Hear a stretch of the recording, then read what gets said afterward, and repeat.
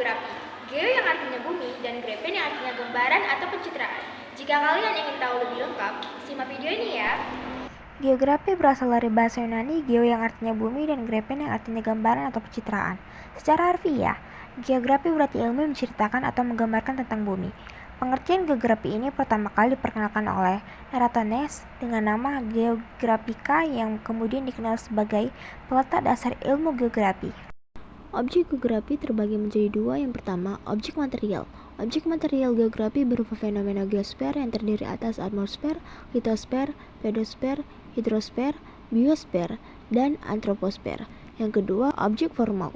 Objek formal geografi adalah sudut pandang dan pola pikir terhadap suatu gejala yang ada di muka bumi, baik yang sifatnya fisik, non-fisik, maupun sosial yang dilihat dari sudut pandang keruangan. Objek formal dalam geografi merupakan suatu cara pandang keruangan yang diruangkan dalam konsep-konsep geografis. Objek material yang pertama ada atmosfer. Atmosfer merupakan lapisan udara yang menyelimuti bumi, di mana karakteristik lapisan udara di bumi dapat menentukan fenomena cuaca dan iklim suatu wilayah. Yang kedua ada litosfer.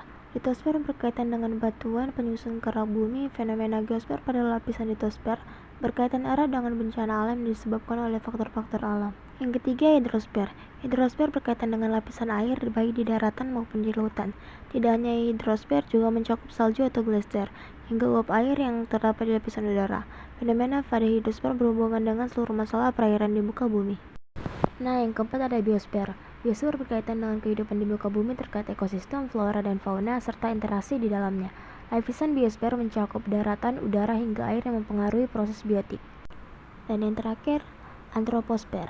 Antroposfer berkaitan dengan segala perkembangan dan aktivitas manusia di permukaan bumi, serta dengan berbagai macam permasalahannya.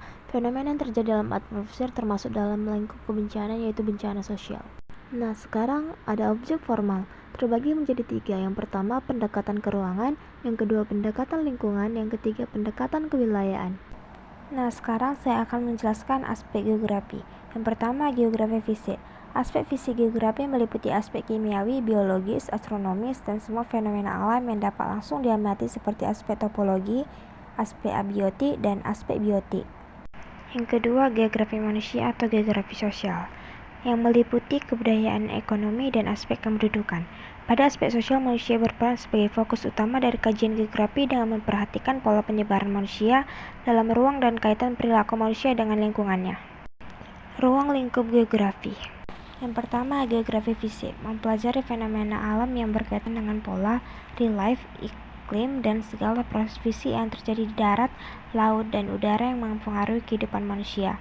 Contohnya, siklus air yang berawal dari penguapan di laut kemudian berakhir dengan terjadinya hujan di daratan. Yang kedua, geografi sosial, mempelajari segala aktivitas manusia di bumi dan interaksi dengan lingkungannya, baik dalam lingkungan fisik, sosial, dan budaya.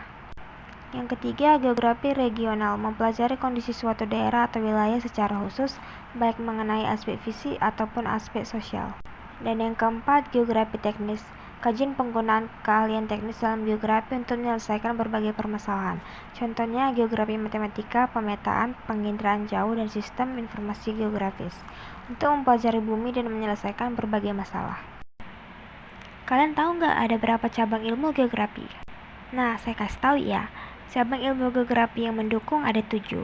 Yang pertama, geomorfologi. Yang kedua, klimatologi. Yang ketiga, biogeografi. Yang keempat, penginderaan jauh. Yang kelima, geografi kependudukan. Yang keenam, geografi tanah. Dan yang ketujuh, kartografi. Sekarang saya akan menjelaskan pendekatan geografi. Yang pertama, pendekatan keruangan.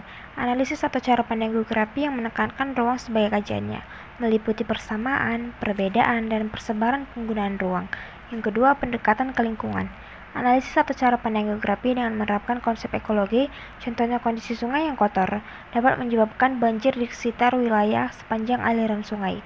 Yang ketiga, pendekatan kompleks wilayah. Pendekatan geografi dilakukan secara menyeluruh dengan menggabungkan antara pendekatan keruangan dan pendekatan ke lingkungan. Nah, seperti yang kita tahu, ada 10 konsep geografi. Yang pertama lokasi, yang kedua jarak, yang ketiga morfologi, yang keempat keterjangkauan, yang kelima interaksi dan interdependensi, yang keenam keterkaitan ruang, yang ketujuh aglomerasi, yang ke-8 pola, yang ke-9 diferensiasi area, dan yang ke-10 nilai guna. Wah, Prinsip geografi ternyata juga ada loh. Prinsip geografi merupakan fondasi untuk menganalisis dan mengungkap fenomena geografis yang ada di permukaan bumi. Prinsip geografi ada 4 loh. Yang pertama ada prinsip interalisasi. Prinsip ini dapat mengungkapkan hubungan keterkaitan antara fenomena geosfer yang satu dengan fenomena lainnya. Yang kedua, prinsip distribusi. Prinsip ini berkaitan dengan persebaran fenomena geosfer dan fakta yang tidak merata di permukaan bumi. Contohnya persebaran minyak bumi. Yang ketiga, prinsip deskripsi. Pasti kalian tahu kan apa itu deskripsi? Prinsip ini memberikan penjelasan lebih mendalam mengenai karakter spesifik dari fenomena geosfer dalam bentuk peta, grafik, tabel diagram, dan kalimat. Dan yang keempat, prinsip korologi. Prinsip korologi melihat masalah geografi dari sudut pandang persebaran, interaksi, dan distribusi dalam suatu region tertentu. Sekian penjelasan